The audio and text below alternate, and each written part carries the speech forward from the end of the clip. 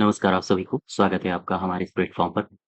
Computer की सामान्य जानकारी यानी कंप्यूटर को हम लोग जारी रख रहे थे और इसमें हम लोग पढ़ रहे थे artificial intelligence, big data, deep learning, internet of things जैसे चैप्टर्स को, फ्यूचर स्किल्स जैसे चैप्टर्स को। इसी को आगे कंटिन्यू करेंगे। क्वेश्चन नंबर 30 तक हम लोग कर चुके थे, 31 से शुरू करेंगे। इसको मैं शुरू करूँ इससे पहले मैं बता दूँ अगर आपने हमारा एप्लीकेशन डाउनलोड नहीं किया है, तो एप्लीकेशन को डाउनलोड करके अगर आप यूपी ट्रिपल एससी में वीपीओ की तैयारी कर रहे हो तो वीपीओ के लिए आपको हमारे एप्लीकेशन पर मॉक टेस्ट की श्रृंखला मिल जाएगी। इन्हीं मॉक टेस्ट का डिटेल्ड डिस्कशन वीडियो कोर्स भी मिल जाएगा। साथ ही साथ जो मॉक टेस्ट वीपीओ के लिए 65 अंक के पंचायती राज आने हैं, यानी कि 45 अंक का पंचायती राज और 20 अंकों की योजनाएँ। इन 65 अंकों के लिए कंप्लीट कोर्स आज से शुरू हो रहा है और आप इसमें अगर एनरोल करना चाहते हो, तो आप इसको जॉइन कर सकते हो। ठीक है? क्वेश्चन नंबर 31 देखो। 31 में कह रहा है कि निम्नलिखित में से कौन-सा एक लोकप्रिय NoSQL डेटाबेस है जिसका उपयोग बिग डेटा प्रोसेसिंग के लिए किया जाता है? सबसे पहले ये जो शब्द दिया है NoSQL, नो एसक्यूएल, इसका मतलब क्या होता है? सबसे पहले आप इसके बारे में जानो। ये लिखा है NoSQL।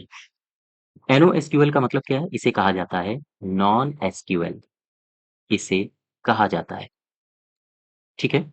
या फिर इसे नॉट ओनली एसक्यूएल भी कहा जाता है। ये दोनों नाम आप याद रखो, कहा जाता है। अच्छा ये जो NoSQL है, एसक्यूएल का मतलब क्या है? स्ट्रक्चर्ड क्वेरी लैंग्वेज, ठीक है? NoSQL यह एक प्रकार का डीबीएमएस है। प्रश्न ये उठता है, ये डीबीएमएस क्या है? आप बताओगे डेटाबेस डेटाबेस मैनेजमेंट सिस्टम, इसे कहते हैं डीबीएमएस। और ये जो NoSQL है, वास्तव में ये डीबीएमएस है और हम कह सकते हैं कि इसे बड़ी मात्रा में बड़ी मात्रा में संरचित और असंरचित, ये मतलब समझ पा रहे हो हिंदी में? Structured and non structured data को संग्रहित करने के लिए इसका इस्तेमाल किया जाता है। संग्रहित करने के लिए इसे डिज़ाइन किया गया है या इस्तेमाल किया जाता है। डिज़ाइन किया गया है, ठीक है? अच्छा वहीं अगर हम एसक्यूएल को NoSQL से कंपैरिज़न करें, तुलना करें, तो क्या आप बता सकते हो कि ये इस इन दोनों की तुलना में क्या निष्कर्ष निकलता है? आप जब एसक्यूएल को लेते हो, स्ट्रक्चर्ड क्वेरी लैंग्वेज को, स्ट्रक्चर्ड क्वेरी लैंग्वेज के विपरीत ये जो NoSQL है, not only structured query language, एक डेटाबेस डेटाबेस प्रबंधन दृष्टिकोण है, एक प्रबंधन दृष्टिकोण है। अच्छा, अब मुझे ये बताओ, ये जो दस्तावेज है, दस्तावेज डेटाबेस, दस्तावेज डेटाबेस के एग्ज़ाम्पल बता सकते हो आपने? बोलो भाई। अगर हम आपसे इसके एग्ज़ाम्पल्स पूछें, तो इसके 2 एग्ज़ाम्पल आप याद रखो। एक तो है मैंगो डीबी और दूसरा है काउचबेस काउचबेस। इन दोनों को याद रखो। ये जो मैंगो डीबी है, इसके बारे में एक कथन याद रखना, इसे दुनिया का इसे दुनिया का सबसे लोकप्रिय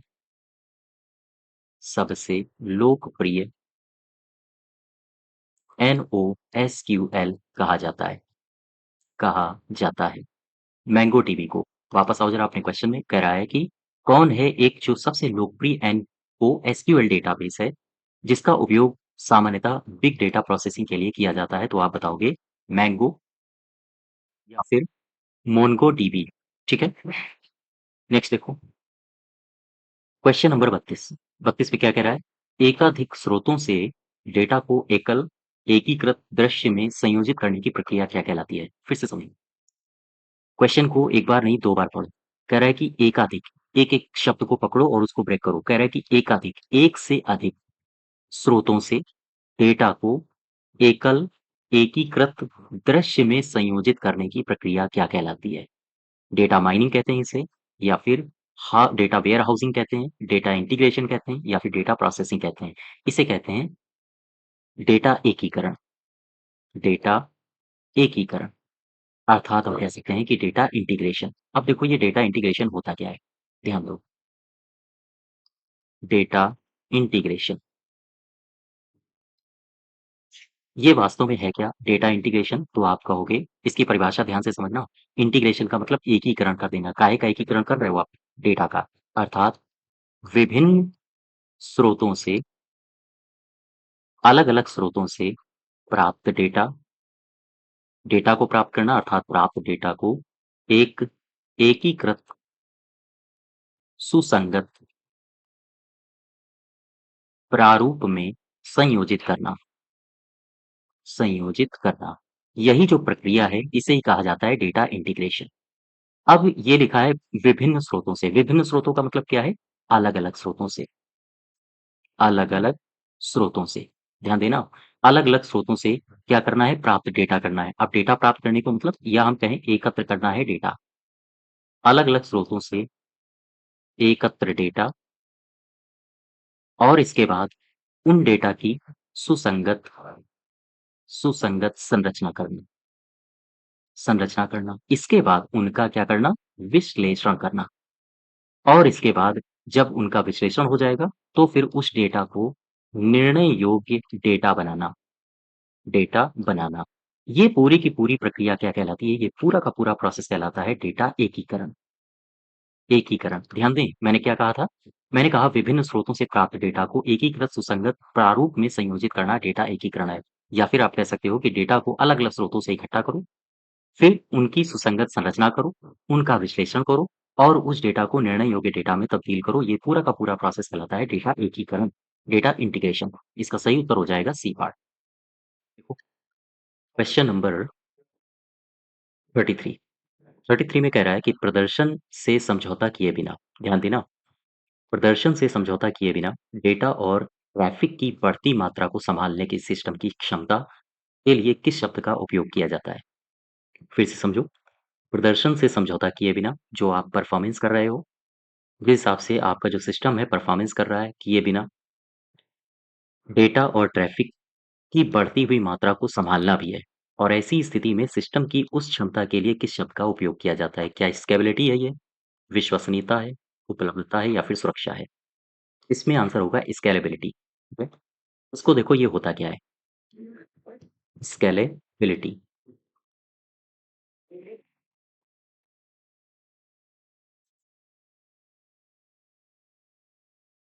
स्केलेबिलिटी क्या है? ध्यान दो। इसका मतलब होता है मापनीयता अगर हिंदी में कहें तो। मापनीयता। आपसे स्केलेबिलिटी देगा या फिर हिंदी में कहेगा मापनीयता। ये क्या है? अगर आपसे ये पूछे तो आप कहोगे किसी भी प्रणाली का किसी भी प्रणाली की बढ़ती हुई बढ़ती कार्य मात्रा को सँभालना या हम कहें को सँभालने की क्षमता, यही कहलाती है स्केलेबिलिटी। ठीक है? यही कहलाती है स्केलेबिलिटी। फिर से समझो, किसी भी प्रणाली की बढ़ती हुई जो कार्य मात्रा होती है, उस कार्य मात्रा को सँभालने की जो क्षमता होती है, उसे स्केलेबिलिटी कहा जाता है। जैसे कोई आपके ऊपर या आपके सिस्टम के ऊपर, मशीन के ऊपर आमतौर पर होता है, कार्यभार पड़ा, ठीक है? कार्यभार का दायरा बढ़ रहा है, कार्यभार का दायरा बढ़ता है। तो ऐसी स्थिति में जो मशीन का प्रदर्शन होगा, तो वो मशीन अपने प्रदर्शन, साथ ही साथ क्षमता या फिर हम कहें विश्वसनीयता विश्वसनीयता को बनाए रखे और बनाए रखे हुए उसमें सुधार करे। तो ये प्रोसेस कहलाता है स्केलेबिलिटी। ठीक है? स्केलेबिलिटी को प्राप्त करने के 2 तरीके होते हैं आमतौर पर। स्केलेबिलिटी को प्राप्त करने के या मापनीयता को प्राप्त करने के 2 तरीके होते हैं। ये 2 तरीके कौन-कौन से होते हैं? एक तो होता है वर्टिकल स्केलिंग और दूसरा होता है क्षैतिज स्केलिंग क्षैतिज स्केलिंग या हम कहें हॉरिजॉन्टल स्केलिंग। ठीक है? Horizontal scaling. ये क्या होते हैं? इसको हम लोग आगे चर्चा करेंगे, जब इसको हम लोग डिटेल में देख रहे होंगे। तो खैर, आप मुझे बताओ स्केलेबिलिटी होता क्या है? किसी भी प्रणाली की बढ़ती हुई कार्यक्षमता को सँभालने की जो प्रक्रिया होती है, सँभालने की जो क्षमता होती है, उसे मापनीयता या फिर स्केलेबिलिटी कहा जाता है। वापस आओ ज़रा क्वेश्चन में, यही आपसे कह रहा था। प्रदर्शन से समझौता किए बिना प्रदर्शन लगातार बढ़ता रहे प्रदर्शन से समझौता किए बिना डेटा और ट्रैफिक की जो बढ़ती हुई मात्रा है, उसे सँभालने की सिस्टम की क्षमता को क्या कहते हैं? आप कहोगे स्केलेबिलिटी। नेक्स्ट देखो, विश्लेषण के लिए उपयोग करने से पहले डेटा को साफ करने और बदलने की प्रक्रिया क्या कहलाती है? फिर से समझो। विश्लेषण के लिए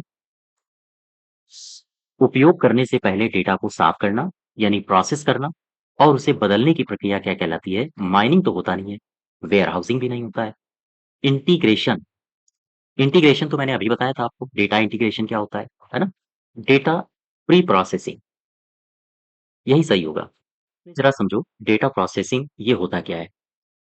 जैसे मान लीजिए, यहाँ पर आओ, डेटा प्रोसेसिंग, पहले मैं आपको डेटा प्रोसेसिंग बताता हूँ, ठीक है? डेटा प्रोसेसिंग, जैसे मान लीजिए कोई डेटा है आपके पास, ये रॉ डेटा है, गौर करना, ये कोई रॉ डेटा है। अब इस डेटा को आप चाहते हो कि ये पठनीय बन जाए, हमारे जो उपभोक्ता हैं या हमारी जो मशीन है वो इसको पढ़ ले, पठनीय हो। यानी कि आप चाहते हो कि ये जो रॉ डेटा है वो पठनीय प्रारूप में बदल जाए, ठीक है? तो अब ऐसी स्थिति में बदलना, अब ऐसी स्थिति में प्रोसेस होता है डेटा प्रोसेसिंग का, डेटा प्रोसेसिंग का। और डेटा प्रोसेसिंग के माध्यम से रॉ डेटा पठनीय डेटा में बदलता है। ये पठनीय डेटा क्या होगा? वास्तव में ये पठनीय डेटा एक ग्राफ की तरह होगा, एक दस्तावेज होगा या फिर जो व्यक्तियों के द्वारा जो व्यक्तियों के द्वारा उपयोग किए जाने योग्य होगा, किए जाने योग्य होगा। और इसे कौन उपयोग किए जाने योग्य बना रहा है? इसे उपयोग किए जाने योग्य बना रहा है डेटा प्रोसेसिंग। वास्तव में जब आप डेटा प्रोसेसिंग को पढ़ते हो, तो डेटा प्रोसेसिंग के टोटल 6 चरण दिए गए हैं, ठीक है? डेटा प्रोसेसिंग के टोटल 6 चरण दिए गए हैं। इन चरणों को आपको हल्का-हल्का डिटेल में पढ़ना है, लगभग एक-एक परिभाषा के तौर पर। जैसे मैं 6 चरण आपको लिखता हूँ। सबसे पहले आप क्या करते हो, डेटा को प्रोसेस करने के लिए डेटा आपके पास होना चाहिए। आप डेटा का कलेक्शन करते हो, ठीक? भाई जब डेटा ही नहीं होगा तो आप प्रोसेस किसका करोगे? मतलब आपकी मशीन प्रोसेस किसका करेगी? किसी का नहीं। इसके बाद प्रिपरेशन, दूसरा चरण प्रिपरेशन का होता है, प्रिपरेशन। तीसरा चरण होता है इनपुट, इनपुट। चौथा चरण होता है प्रोसेसिंग का, प्रोसेसिंग। और इसके बाद फिर 5वां चरण आता है आउटपुट का। आपको आउटपुट मिल गया, साथ ही साथ आउटपुट के अलावा इंटरप्रिटेशन, प्रिटेशन। और इंटरप्रिटेशन के अलावा आखिरी चरण होता है स्टोरेज का। ये आपसे पूछे जा सकते हैं कि डेटा प्रोसेसिंग के टोटल कितने चरण होते हैं? 6 चरण। कौन निम्न में से कौन-सा चरण नहीं होता है? तो ये 6 चरण आपको पता होने चाहिए। 1, 2, 3, 4, 5, 6। और क्रम से कौन-कौन से चरण होते हैं? कलेक्शन के बाद क्या होगा? प्रिपरेशन, इसके बाद इनपुट, प्रोसेसिंग, आउटपुट, इंटरप्रिटेशन और इसके बाद स्टोरेज। ठीक है? वापस आओ ज़रा। इसका सही उत्तर हो जाएगा डेटा प्री प्रोसेसिंग। अब ये लिखा है डेटा माइनिंग और डेटा इंटीग्रेशन मैं आपको बता ही चुका हूँ। डेटा वेयरहाउसिंग, इन दोनों शब्दों को पकड़ो और एक-एक, 2-2 लाइनें इनमें समझो। अगर आपसे सीधा-सीधा सवाल पूछा, केवल और केवल देखो वीपीओ, आपकी चाहे वीपीओ की तैयारी कर रहे हो या फिर आप कर रहे हो किसकी तैयारी, कौन-सी वैकेंसी आई थी? जूनियर असिस्टेंट, या फिर आप तैयारी कर रहे हो ये जो मंडी सचिव आई थी, है ना? यूपी ट्रिपल एससी की अगर आप किसी भी स्तर की तैयारी कर रहे हो, तो उसमें जो कंप्यूटर आता है, अगर उसमें टफ़ शब्दों का इस्तेमाल किया, तो बहुत ज़्यादा वो परिभाषा और उसके अनुप्रयोग ही पूछता है, सामान्यतः, ये देखा गया है।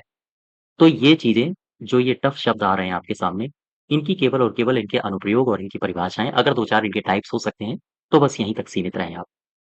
जैसे, मैं बात कर रहा हूँ डेटा माइनिंग की। डेटा माइनिंग, ये क्या होता है? माइनिंग का मतलब होता है खनन करना। माइनिंग का मतलब यही तो होता है भाई, कोयले की माइनिंग चल रही है, कोल माइनिंग चल रही है। माइनिंग का मतलब क्या है? धरती के भू-प्रॉपर्टी के अंदर जाके कोयले को निकाल लाना। अपना सामान लिया, फावड़ा, कुदाल वगैरह लिया और उसमें रैट होल्स टाइप के बना लिए, वहाँ से फिर खनन हो रहा है ना? अब मुझे बताओ डेटा माइनिंग क्या होगा? डेटा का खनन होगा। कहाँ से खनन होगा? जहाँ बड़ी मात्रा में डेटा रखा होगा। और बड़ी मात्रा में डेटा होता कहाँ है? ये होता है बड़े-बड़े जो कंप्यूटर्स होते हैं जिनके पास भंडारण क्षमता ज़्यादा होती है, वहाँ से डेटा को निकाल लेना। अर्थात डेटा माइनिंग क्या है? सिंपल सी भाषा जो आपकी परीक्षा में पूछी जा सकती है, तकनीकी भाषा। तो आप कहोगे सांख्यिकीय, सांख्यिकीय और कंप्यूटेशनल। सांख्यिकी और कंप्यूटेशनल तकनीकों का इस्तेमाल करके बड़ी मात्रा में, ध्यान देना, बड़ी मात्रा में डेटा से ज्ञान या फिर डेटा निकालने की प्रक्रिया, निकालने की प्रक्रिया को क्या कहते हैं? प्रक्रिया है। या हम कहें निकालने की प्रक्रिया को डेटा माइनिंग कहा जाता है। बात समझ गए? इसका प्रारंभिक लक्ष्य क्या होता है डेटा माइनिंग का? दरअसल इसका प्रारंभिक लक्ष्य होता है कि डेटा में जो छिपे हुए पैटर्न हैं, जो संबंध हैं, उनको खोज निकालना। यही है डेटा माइनिंग। अर्थात हम अगर पूछें आपसे कि इसका प्राथमिक लक्ष्य क्या होता है? प्राथमिक लक्ष्य। तो इसका प्राथमिक लक्ष्य होता है डेटा में छिपे पैटर्न और उनके संबंधों को खोजना। तो अगर आपसे सीधा-सा सवाल पूछा जाए कि भैया डेटा माइनिंग क्या होता है? तो आपका दिमाग जाना चाहिए कोल माइनिंग के पास। जैसे कोल माइनिंग में कोयला निकालते हैं, ठीक उसी प्रकार से जो बड़े डेटा होते हैं, जो समुदाय होते हैं, वहाँ से डेटा को निकालने की प्रक्रिया डेटा माइनिंग कहलाती है। ठीक है? अब एक शब्द और था पीछे, कौन-सा? Data warehouse, warehouse. ये क्या होता है? अब देखो इसमें इस शब्द को पकड़ो, ये वाला शब्द वेयरहाउस।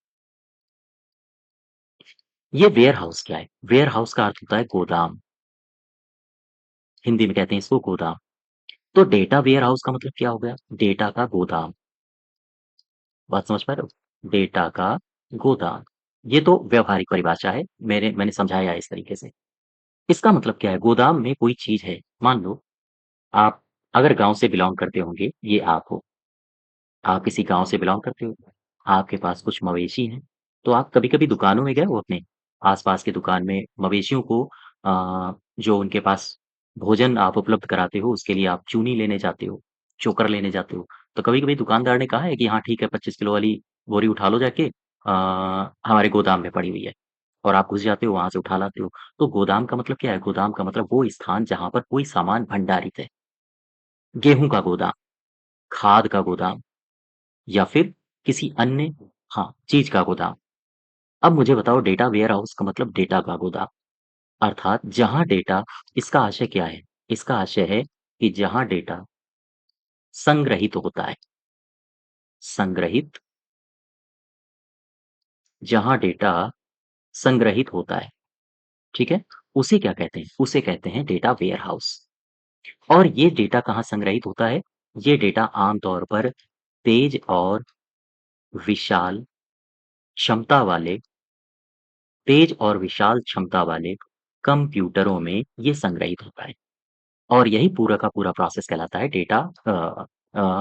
यही पूरा प्रोसेस कहलाता है डेटा वेयरहाउसिंग, ठीक है? और इस ये जो भंडारण होता है उसे डेटा वेयरहाउस कहा जाता है। ये बात समझ पा रहे हो? बिल्कुल कन्फ्यूज़ मत होना। डेटा प्रोसेसिंग और इसके बाद मैंने कहा डेटा माइनिंग के बारे में समझाया और फिर मैंने समझाया डेटा वेयरहाउस के बारे में, ठीक है? हाँ, अब वापस आओ क्वेश्चन में। 34 का सही उत्तर हो जाएगा डेटा प्री प्रोसेसिंग। नेक्स्ट देखो 35 कह रहे बिग डेटा विश्लेषण में निम्नलिखित में से कौन सा डेटा का सामान्य प्रकार नहीं है? संरचित डेटा, अर्ध संरचित डेटा, असंरचित डेटा या फिर सरल डेटा। सरल डेटा इसका प्रकार नहीं है। डेटा विश्लेषण में कौन सा डेटा का सामान्य प्रकार नहीं है? आओ देखो। डेटा को या हम कहें डेटा के सामान्यतः प्रकार, यही पूछा है आपसे। डेटा के प्रकार।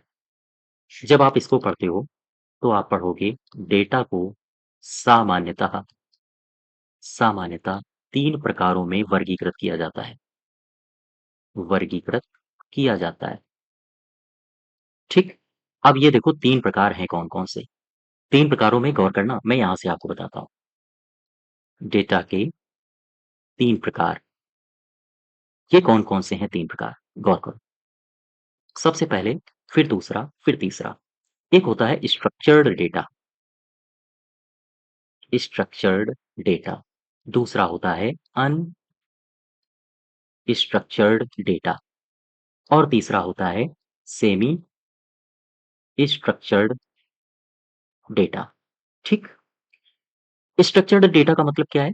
एक स्ट्रक्चर यानी एक संरचनात्मक अवस्था में है, सब कुछ ठीक-ठाक है। जैसे मेरे पास ये 2 डेटा थे, गौर करना। एक ये मेरे पास था वर्ग, मैंने इसको ऐसे सजा दिया। ये मैंने इसको ऐसे सजा दिया, गौर करना। ये एक मेरे पास है वर्ग, ठीक? मेरे पास कुछ वृत्त हैं, इनको मैंने ऐसे सजा दिया, ऐसे, ठीक? ये क्या है? ये स्ट्रक्चर्ड है। वृत्त अलग हैं, सर्किल अलग हैं। अब यहाँ पर देखो अनस्ट्रक्चर्ड डेटा क्या होता है? अनस्ट्रक्चर्ड डेटा वो डेटा होते हैं जब ये 2 डेटा हैं, ये 2 इन्फॉर्मेशंस हैं, ये दोनों आपस में ही घुस जाएँ एक-दूसरे के अंदर, वो अनस्ट्रक्चर्ड हो गया। जैसे मेरे पास वृत्त था, फिर सर्किल आ गया, फिर अ ये आप इसको वर्ग बोल सकते हो, वर्ग था, फिर इसके बाद ये आ गया। अब यहाँ पर आ गया वर्ग, फिर वर्ग, फिर वर्ग और ये आ गया सर्किल। फिर ये आ गया वर्ग, सर्किल, सर्किल, वर्ग। फिर आ गया वर्ग, सर्किल, वर्ग, ऐसे करके। ये जो डेटा पूरा का पूरा है, ये अनस्ट्रक्चर्ड है, ठीक है? अब सेमी स्ट्रक्चर्ड क्या होते हैं? सेमी स्ट्रक्चर्ड वो डेटा होते हैं, जैसे मान लीजिए ये हमारे पास डेटा है, ये हमारे पास वर्ग हैं कुछ और इसमें क्या थे? वृत्त। इसी में वृत्त भी आ गए। अब दूसरे प्रकार में यहाँ पर वृत्त आ गए और यहीं पर चले गए आपके वर्ग भी। तो ये है तो संरचित, है तो स्ट्रक्चर्ड लेकिन सेमी है, आधा स्ट्रक्चर्ड है, आधा अनस्ट्रक्चर्ड है। अर्थात हम कह सकते हैं जो स्ट्रक्चर्ड होते हैं वो पूरी तरह से संरचित होते हैं और जो अनस्ट्रक्चर्ड होते हैं वो उनमें जो डेटा होता है वो हौच-पौच होता है। बाकी सेमी स्ट्रक्चर्ड डेटा में आधे स्ट्रक्चर्ड होते हैं और आधे तरीके से ये अनस्ट्रक्चर्ड होते हैं। अब इनमें देखो परिभाषाएँ आपसे तकनीकी रूप से कैसे पूछी जा सकती हैं। देखो, सबसे पहले मैंने क्या बताया? स्ट्रक्चर्ड डेटा, ठीक है? यानी कि संरचित डेटा। संरचित डेटा क्या होता है? इसमें 2-3 बातें हैं जो आपको याद रखनी चाहिए। संरचित डेटा में सब कुछ व्यवस्थित होता है और खोजने में आसान होता है, खोजने में आसान होता है। अब मुझे बताओ जब सब कुछ व्यवस्थित ही है, तो खोजने में आसान भी है। यहाँ पर देखो, आपको अगर सर्किल चाहिए तो आप इस कॉलम में जाओगे, आपको अगर वर्ग चाहिए तो आप इस कॉलम में जाओगे, सब कुछ आसान है, ठीक है? अब दूसरी बात, संरचित डेटा में सब कुछ व्यवस्थित होता है, खोजने में आसान होता है, अर्थात इनको इनको प्रबंधित करने के लिए एसक्यूएल मतलब स्ट्रक्चर्ड क्वेरी लैंग्वेज का प्रयोग किया जाता है। ये बात आप ध्यान रखोगे कि मुझे बताओ स्ट्रक्चर्ड डेटा को प्रबंधित करने के लिए किसका इस्तेमाल किया जाता है? ये किया जाता है एसक्यूएल का। इसके कुछ एग्ज़ाम्पल्स हैं जो आपको पता होनी चाहिए। संरचित डेटा अर्थात स्ट्रक्चर्ड डेटा के एग्ज़ाम्पल्स क्या हो सकते हैं, बता सकते हो? जैसे मान लो कोई वित्तीय डेटा है, वित्तीय डेटा आया, तो वित्तीय डेटा कोई फाइनेंशियल डेटा आया उसमें केवल और केवल वित्त के बारे में जानकारी होगी। मुझे बताओ क्या वित्तीय डेटा में कोई जनगणना की बात घुसी होगी? नहीं। हाँ, अगर वित्तीय संदर्भ में किसी बात को लेना होगा तो वो बिल्कुल उल्लिखित होगी उसमें। लेकिन ऐसा तो नहीं होगा कि वित्तीय डेटा कोई आया और उसमें भारत के हिमालय के बारे में चर्चा की जा रही है ना? कि हिमालय की उत्पत्ति कैसे हुई थी। इसके बाद जैसे जनसांख्यिकीय जनसांख्यिकीय डेटा या फिर मशीन मशीन लॉग, ये सारे के सारे एग्ज़ाम्पल्स हैं संरचित डेटा के अर्थात स्ट्रक्चर्ड डेटा के। अब ज़रा मैं बात कर लूँ असंरचित डेटा की। असंरचित डेटा क्या होता है? इसमें देखो, इधर देखो, असंरचित डेटा में अनस्ट्रक्चर्ड डेटा में कुछ भी व्यवस्थित नहीं है, सब अस्त-व्यस्त पड़ा है। क्या आप मुझे बताओ यहाँ पर कोई डेटा आप खोजोगे, तो क्या आपको आसानी होगी खोजने में? नहीं। तो फिर इसमें आप क्या लिखोगे? इसमें लिखोगे कुछ भी व्यवस्थित नहीं होता, अर्थात जब व्यवस्थित नहीं होता, तो चीज़ों को खोजने में भी आसानी नहीं होती। ये बात आप समझ पा रहे हो? जैसे एग्ज़ाम्पल के तौर पर, आप जाओ सोशल मीडिया के पोस्ट, ये अनस्ट्रक्चर्ड डेटा के एग्ज़ाम्पल हैं, जैसे ऑडियो फ़ाइल ऑडियो फ़ाइल, ये अनस्ट्रक्चर्ड डेटा के एग्ज़ाम्पल हैं, ठीक है? अच्छा, अब मुझे एक बात यहाँ से और बताओ, ये नोट बना के लिखना, इम्पोर्टेंट है आपके लिए। ये जो अनस्ट्रक्चर्ड डेटा होता है, ये कहाँ पर साधारणतया संग्रहित किया जाता है? तो आप बताओगे, ऐसा डेटा ऐसा डेटा साधारणतः डेटा लेक, या फिर अभी आपने डेटा वेयर हाउस का नाम सुना था, वेयर हाउस यानी डेटा का जो माल गोदाम होता है, या फिर NoSQL, non structured query language. NoSQL data base में संग्रहित किया जाता है, संग्रहित किया जाता है। ये बात आप समझ पा रहे हो? ठीक है।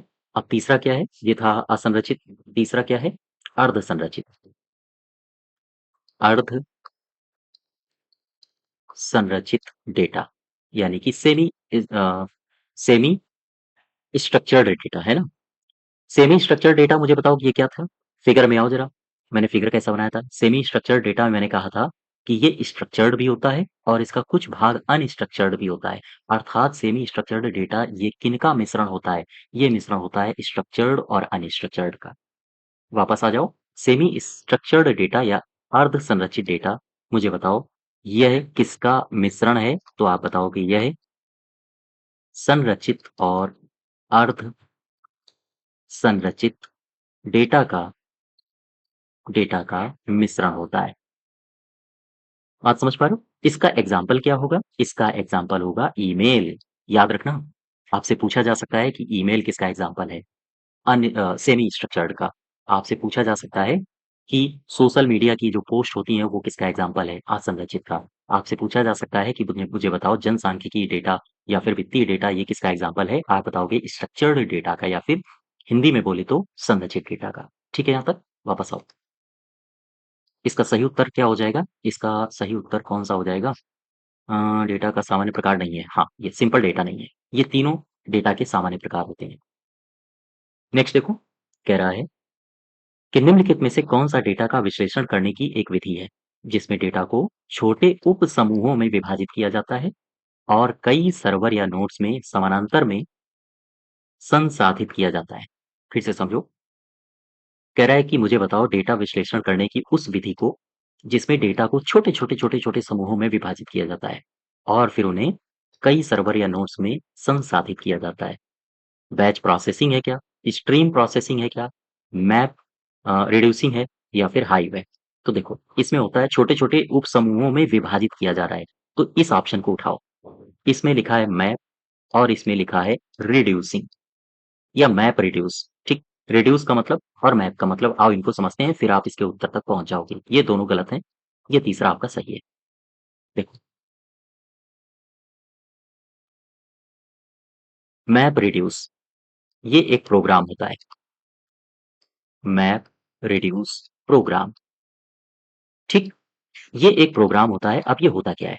इसका काम क्या होता है? कोई भी प्रोग्राम होगा तो उसका कुछ ना कुछ कार्य होता है। इसका काम होता है फिल्टरिंग करना। इसका काम होता है फिल्टरिंग और क्या करना? शॉर्टिंग करना। फिल्टरिंग और शॉर्टिंग करना, ये इसका काम होता है। ठीक है। फ़िल्टरिंग और सॉर्टिंग करने का मतलब क्या है? फ़िल्टरिंग और सॉर्टिंग करने का मतलब है फ़िल्टरिंग करना और कम करना, रिड्यूस करना, सॉर्टरिंग करना। तो ऐसे इसमें इसको फिर से पढ़ो। कह रहा है कि डेटा को छोटे-छोटे उपसमूहों में विभाजित किया जाता है और फिर उसे कई सर्वर या नोड्स में समानांतर में संसाधित किया जाता है। तो इसका सही उत्तर होगा मैप रिड्यूसिंग। ठीक है, नेक्स्ट देखो। कह रहा है डेटा उत्पन्न होते ही वास्तविक समय में उसका विश्लेषण करने की प्रक्रिया क्या होती है? फिर से समझो। डेटा उत्पन्न होते ही, ठीक?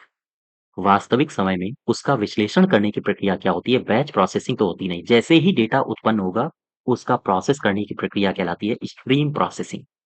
मैप रिड्यूसिंग नहीं होता है, ये तो मैंने अभी आपको बताया था, और हाइव मैं अभी आपको बताता हूँ।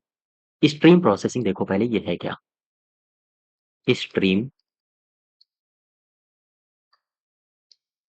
Stream processing.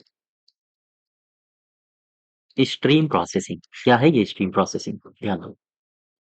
दरअसल जब आप स्ट्रीम प्रोसेसिंग को पढ़ते हो, तो यहाँ पर आपको ये जानकारी मिलती है कि जो डेटा है, ये डेटा लगातार गतिशील है। और जब डेटा लगातार गतिशील है, तो गतिशील डेटा के प्रोसेसिंग से ही संबंधित है ये टर्म स्ट्रीम प्रोसेसिंग। अर्थात हम कह सकते हैं कि डेटा के उत्पादन या जैसे ही डेटा प्राप्त होता है, प्राप्ति के समय ही उसका विश्लेषण करना डेटा प्रोसेसिंग कहलाता है। अर्थात एक शब्द हम और इस्तेमाल कर सकते हैं क्या? कि गतिशील गतिशील डेटा का प्रसंस्करण करना क्या कहलाता है? डेटा क्या क्या कहलाता है? स्ट्रीम प्रोसेसिंग, है ना? या फिर एक शब्द हम और इस्तेमाल कर सकते हैं, या फिर हम कह सकते हैं कि डेटा को उत्पादन या फिर प्राप्ति के समय उसका विश्लेषण करना क्या कहलाता है? Stream processing. या फिर एक आपको एग्जाम हॉल में और लाइन मिल सकती है कि मुझे बताओ गतिशील डेटा का, या हम कहें गतिशील डेटा की प्रोसेसिंग का संबंध किससे है? तो आप कहोगे स्ट्रीम प्रोसेसिंग से। फिर से समझो, गतिशील डेटा या मूवेबल डेटा, इसका प्रसंस्करण करना या इसकी प्रोसेसिंग करना, इसका किससे संबंध है? स्ट्रीम प्रोसेसिंग से। या फिर डेटा को उत्पादन या प्राप्ति के ही समय उसका विश्लेषण कर लेना, ये डेटा प्रोसेसिंग कहलाता है। तो केवल और केवल आपको इन ये जो जटिल शब्द हैं, इनकी परिभाषा पता होनी चाहिए, ठीक है? और अगर 1-2 स्टेप अंदर तक पूछा गया, तो फिर आपको इनके अनुप्रयोग भी पता होने चाहिए। 37 38 में आओ। कह रहा है कि निम्नलिखित में से कौन-सी एक लोकप्रिय प्रोग्रामिंग भाषा है जिसका उपयोग डेटा विश्लेषण और मशीन लर्निंग के लिए किया जाता है? ध्यान दो, कह रहा है कि कौन-सी एक लोकप्रिय प्रोग्रामिंग भाषा है जिसका उपयोग कहाँ किया जाता है? डेटा विश्लेषण में और साथ ही साथ मशीन लर्निंग में। इसका सही उत्तर होगा पाइथन। देखो, ये है पाइथन। ये पाइथन है क्या? पाइथन है एक ओपन सोर्स पाइथन एक ओपन सोर्स ऑब्जेक्ट ओरिएंटेड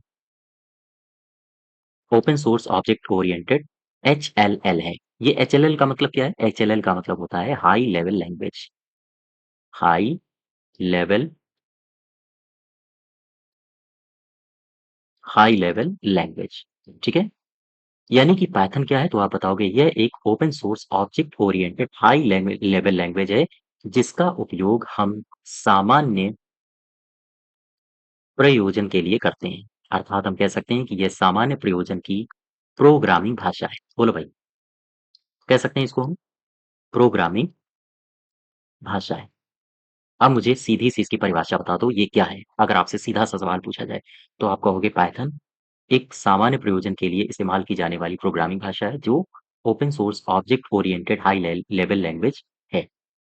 इसका उपयोग कहाँ पे होता है? पाइथन का इस्तेमाल कहाँ पे होता है? या हम कहें पाइथन का उपयोग कहाँ पे होता है? इसका उपयोग कई जगह पर होता है, जैसे डेटा विश्लेषण में, जैसे डेटा विजुअलाइजेशन में विजुअलाइजेशन में इसका उपयोग होता है मशीन लर्निंग में, इसका उपयोग होता है सॉफ्टवेयर को डेवलपमेंट या सॉफ्टवेयर डेवलप करने में, सॉफ्टवेयर डेवलप में इसका उपयोग होता है वेब के विकास में। आदि जगहों पर इसका इस्तेमाल किया जाता है। तो मशीन लर्निंग और डेटा विश्लेषण केवल और केवल आपसे पूछा गया था। मशीन लर्निंग और डेटा विश्लेषण के लिए कौन सी है प्रोग्रामिंग भाषा? यही है पाइथन। नेक्स्ट देखो 39, कह रहा है कि डेटा को उसकी विषमताओं या विशेषताओं के आधार पर स्वचालित रूप से वर्गीकृत या समूहीकृत करने की प्रक्रिया को क्या कहा जाता है? देखो, डेटा है, डेटा में उसकी विषमताएं लेनी है, यानी कि हर एक डेटा में कई सारी विषमताएं होंगी, तो उनकी विषमताओं या फिर उनकी विशेषताओं के आधार पर अलग अलग रूप से वर्गीकृत या फिर उनको समूहीकृत करने की प्रक्रिया क्या कहलाती है? इसको मैं लगातार आपको बताता हूँ। एक मैंने मशीन लर्निंग में प्रक्रिया बताई थी, सुपरवाइज्ड लर्निंग और अनसुपरवाइज्ड लर्निंग, ठीक है? और अनसुपरवाइज्ड लर्निंग में मैंने बताया था, अनसुपरवाइज्ड मशीन लर्निंग में कि इसके 2 टाइप्स होते हैं। एक क्लस्टरिंग मैंने बताया था और दूसरा क्या बताया था? आप बताइए कमेंट बॉक्स में। तो ये जो क्लस्टरिंग है, यही है जो डेटा की विषमताओं और विशेषताओं के आधार पर उसे स्वचालित रूप से वर्गीकृत और समूहीकृत करने की प्रक्रिया है। वर्गीकरण, प्रतिगमन या फिर विसंगति का पता लगाना, ये सारे के सारे गलत हो जाएँगे। अब देखो इसमें क्लस्टरिंग होता क्या है? ध्यान दो, क्लस्टरिंग। ये क्लस्टरिंग क्या है? मैंने आपको मशीन लर्निंग बताया था। Machine learning. मशीन लर्निंग क्या था? मशीन का सीखना। ये अपने आप से भी सीखती है, डेटा को जब आप इनपुट करते हो उससे भी सीखती है और साथ ही साथ ये पेनल्टी और रिवार्ड के माध्यम से भी सीखती है ना? तो मुझे बताओ ये क्लस्टरिंग है क्या? मशीन लर्निंग में क्लस्टरिंग क्या है? तो आपने एक मशीन लर्निंग का ही प्रकार पढ़ा था, अनसुपरवाइज्ड लर्निंग। तो आप बताओगे यह है अनसुपरवाइज्ड अनसुपरवाइज्ड लर्निंग का एक प्रकार है। तो अगर आपसे पूछा जाए ये क्लस्टरिंग क्या है? तो आप कहोगे अनसुपरवाइज्ड लर्निंग का एक प्रकार। अच्छा, इसमें होता क्या है? इसमें एक जैसे यानी जो ऑब्जेक्ट जो होते हैं, अगर वो एक जैसी विशेषता रखते हैं या एक जैसी समानताएँ या एक जैसी भिन्नताएँ रखते हैं, उनको अलग-अलग समूहों में बाँट दिया जाता है क्लस्टरिंग के माध्यम से। तो हम कह सकते हैं कि इसमें एक जैसे ऑब्जेक्ट को अलग-अलग समूहों में बाँटा जाता है, ठीक है? समूहों में बाँटा जाता है। यही है क्लस्टरिंग और सामान्यतः क्लस्टरिंग आम तौर पर 2 प्रकार की होती है। इसके 2 प्रकार हमें देखने को मिलते हैं और ये भी मैंने आपको पीछे बताया था, अगर आपने लगातार इस श्रृंखला को नहीं देख रहे हो, तो ज़रूर देखें, काफ़ी लाभ होगा। ये जो क्लस्टरिंग है, ये सामान्यतः 2 प्रकार की होती है। एक होती है हार्ड क्लस्टरिंग और एक होती है सॉफ्ट क्लस्टरिंग, ठीक है? तो अब ज़रा वापस आओ अपने क्वेश्चन में। कह रहा है कि डेटा को उनकी विशेषताओं के आधार पर वर्गीकरण करना है या फिर उनको समूहीकृत कर देना है। तो ये पूरी का पूरा प्रोसेस या पूरी प्रक्रिया ये क्या कहलाती है? आप बताओगे क्लस्टरिंग। और अगर आपसे पूछे क्लस्टरिंग ये किसका प्रकार है? अनसुपरवाइज्ड लर्निंग का। नेक्स्ट देखो 40 कौन-सा बिग डेटा है? कौन-सा बिग डेटा विश्लेषण के लिए उपयोग किया जाने वाला सामान्यतः डेटा विजुअलाइजेशन टूल नहीं है? झांकी, क्लिकव्यू, माइक्रोसॉफ्ट एक्सेल या D3JS। माइक्रोसॉफ्ट एक्सेल है ये। देखो, कुछ टूल्स हैं जो आपको याद रखने हैं। डेटा विजुअलाइजेशन टूल इन्हें कहा जाता है। डेटा विजुअलाइजेशन टूल, ठीक है? ये टूल डेटा विजुअलाइजेशन टूल, ये क्या होता है? डेटा विजुअलाइजेशन टूल क्या होता है? इसको अभी छोड़िए आप, मैं आगे इसको डिस्कस कराऊँगा, लेकिन इसमें एग्ज़ाम्पल्स पूछे जाते हैं। डेटा विजुअलाइजेशन टूल के एग्ज़ाम्पल्स क्या-क्या हैं? तो जैसे, मैं यहाँ पर कुछ लिख रहा हूँ, इनको आप याद रखिएगा और इन्हीं में से क्वेश्चन्स पूछे जाते हैं। जैसे टैब्लो, ये टैब्लो क्या है? ये यही है, झांकी, ठीक है? टैब्लो या फिर लॉकर। आपने नाम सुना होगा जोहो एनालिसिस का। जोहो एनालिसिस का नाम सुना होगा। ये जोहो एनालिसिस भी डेटा विजुअलाइजेशन टूल है। इसके बाद सेंस या फिर आपने नाम सुना होगा आईबीएम कॉग्नोस का। आपने नाम सुना होगा क्लिक सीन का। आपने नाम सुना होगा डोमो का। ये भी डेटा विजुअलाइजेशन टूल है। नाम सुना होगा एमएस पावर बीआई, ये भी डेटा विजुअलाइजेशन टूल है। आपने डोन्स डॉस का नाम सुना है? Dance dance dance dance BI, ये भी डेटा विजुअलाइजेशन टूल है। या फिर हम कहें D3JS, ये सारे के सारे डेटा विजुअलाइजेशन टूल हैं। वापस आओ जरा अपने क्वेश्चन में। झांकी मतलब टोब्लो, क्लिक व्यू ये भी है डेटा विजुअलाइजेशन टूल और ये भी है डेटा विजुअलाइजेशन टूल। लेकिन ये माइक्रोसॉफ्ट एक्सेल ये डेटा विजुअलाइजेशन टूल नहीं है, ठीक है? तो वही आपसे पूछ रहा था बिग डेटा विश्लेषण के लिए उपयोग किया जाने वाला सामान्य डेटा विजुअलाइजेशन टूल कौन-सा नहीं है? आप बताओगे सीपार्ट, ठीक है? तो ये क्वेश्चन नंबर 40 थे हमारे artificial intelligence, big data, deep learning और इंटरनेट ऑफ थिंग्स साथ ही साथ फ्यूचर स्किल्स से संबंधित। इसके आगे हम लोग नेक्स्ट वीक कंटिन्यू करेंगे चलते-चलते मॉक टेस्ट और अगर आपको 65 अंकों का जो 45 अंक पंचायती राज के हैं और इसके अलावा 20 अंक योजनाओं की हैं। अगर आप इस बैच को जॉइन करना चाहते हो तो आप हमारे एप्लीकेशन को इंस्टॉल करके रजिस्टर कर सकते हो। ठीक है? धन्यवाद।